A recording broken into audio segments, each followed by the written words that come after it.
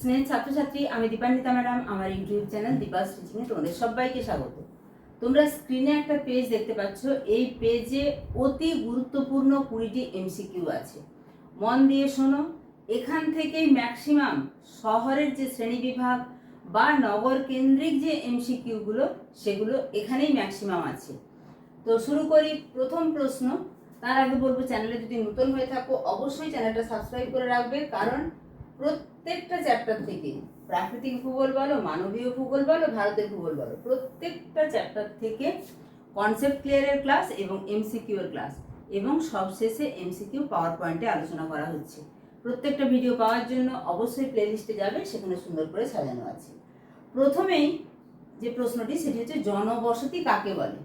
পর্যাপ্ত সুযোগ সুবিধা থাকার ফলে মানুষ যখন কোনো নির্দিষ্ট অঞ্চলে স্থায়ী, এই কথাটা যোগ করতে হবে, স্থায়ী আশ্রয়স্থল গড়ে তোলে তখন তাকে জনবসতি বলে। তাহলে জনবসতির সংজ্ঞা দিয়ে তারপরে যদি তোমার অপশন জনবসতি বা অন্য কিছু থাকে, তুমি জনবসতি যে ব্যাপারটা, অর্থাৎ সেখানে স্থায়ী বসতি স্থাপন করতে হবে এবং বেশ কিছু বসতি থাকবে, তাকে জনবসতি বলে। তখন তুমি অপশনটাতে ঠিক বা গোল দিয়ে ভরাট করতে পারবে। নগর কাকে বলে? 1 লক্ষের অধিক জনসংখ্যা বিশিষ্ট যে শহর তাকে নগর বলে। তাহলে মহানগর কাকে বলে? 10 লক্ষের বেশি জনসংখ্যা বিশিষ্ট শহরকে মহানগর বলে। পৌরপুঞ্জ কাকে বলে?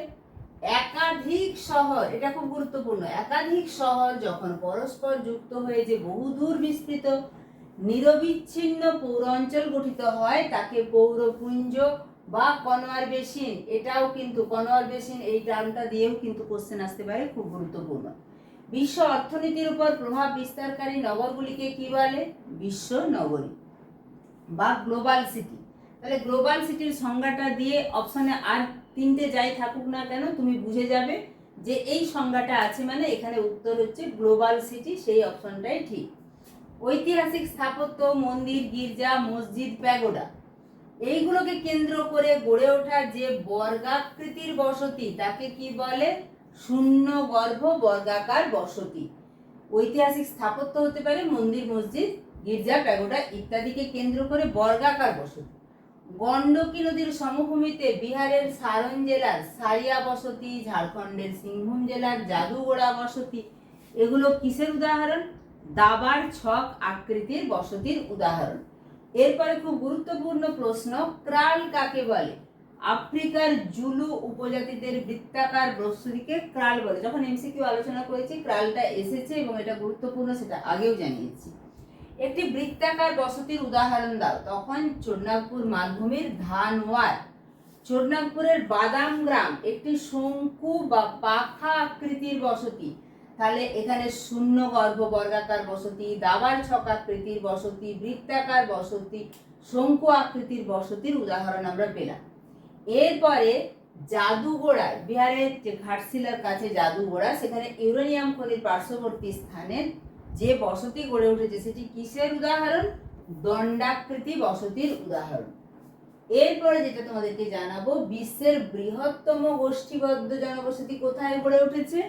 জাপানের কান্টো সমভূমিতে। পৌরপুঞ্জ বা পৌরপিণ্ডের ধারণা কে প্রদান করেছেন? এটাও আগের এমসিকিউতে আলোচনা করা হয়েছে এবং সেখানেও আমি স্টার দিয়ে আলোচনা করেছি, পেট্রিক গেডেস। লুইস মামফোর্ড নগরের কাঠামোর ভিত্তিতে পৌর বসতির শ্রেণী বিভাগ করার জন্য 4টি নিয়ামকের উল্লেখ করেছেন এবং তিনি 2টো পর্বে ভাগ করেছেন, একটা আদি পর্বের নগর বসতি আর একটা পরবর্তী ক্ষেত্রের নগর বসতি।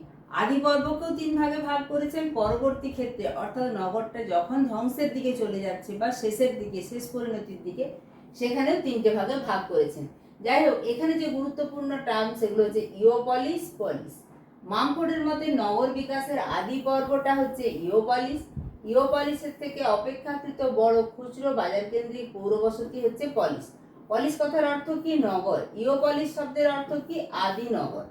যেটা বলছিলাম, লুইস মামফোর্ডের মতে নগরের গঠনমুখী পর্যায় বা বিকাশ পর্যায় মূলত 3 ভাগে বিভক্ত, একটা ইওপলিস, পলিস এবং মেট্রোপলিস। তাহলে গঠনমুখী বা বিকাশের পর্যায় বা আদি পর্যায় বা প্রথম দিকের পর্যায়, যেই সময়টাতে শহর ফ্লারিশ করছে, সেটা 3 ভাগে বিভক্ত, ইওপলিস, পলিস, মেট্রোপলিস। আবার নগরীটা যখন ধ্বংসের দিকে যাচ্ছে অর্থাৎ শেষের দিকে বা বিলুপ্তি পর্যায়কেও 3টে পর্যায়ে ভাগ করেছেন। তাহলে প্রথম দুটো ভাগ, একটা আদি পর্বের একটা বিলুপ্তির দিকে। প্রথম পর্বে 3টে ভাগের কথা বললাম। আর নগরটা যখন বিলুপ্তির দিকে যাচ্ছে তখন অর্থাৎ খুব আয়তনে বড় হচ্ছে, সে আর নগরীর আয়তন এত বিশাল হয়ে গেছে, জনসংখ্যা এত বেশি হয়ে গেছে, সে আর ব্যালেন্স করতে পারছে না, সেই পর্যায়টাকেও 3 ভাগে ভাগ করা যায়, মেগালোপলিস, টিরানোপলিস, নেক্রোপলিস। নেক্রোপলিসটা একদম ধ্বংসের শহর বা মৃতের শহর। এই নেক্রোপলিস নিয়েও কিন্তু আলাদা করে ক্লাস দেওয়া আছে। এরপরে মহানগর বা মিলিয়ন সিটি, যখন 10 লক্ষ বা তার অধিক জনসংখ্যা বিশিষ্ট শহর হয় তখন তাকে মেট্রোপলিস বা মহানগর বা মিলিয়ন সিটি বলে। তাহলে বুঝতেই পারছো এই একটা পাতার মধ্যে কত কিছু গুরুত্বপূর্ণ এমসিকিউ আছে। তাহলে এইরকমই ছোট ছোট ক্লাসে প্রত্যেকটা ভিডিও দেখতে থাকো।